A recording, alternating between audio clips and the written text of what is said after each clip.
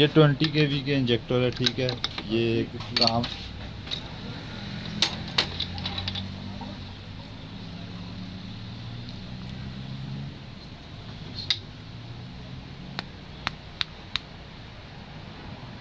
Spring भी त्रुटि है।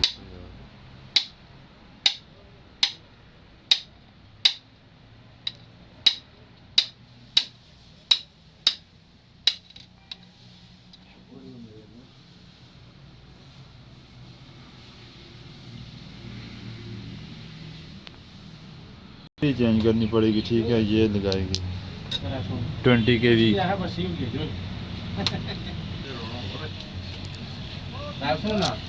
मंडियां गया दूर तक फिर तो करिया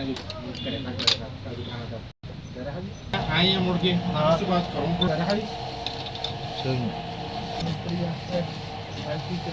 आता है क्या तो है क्या दिस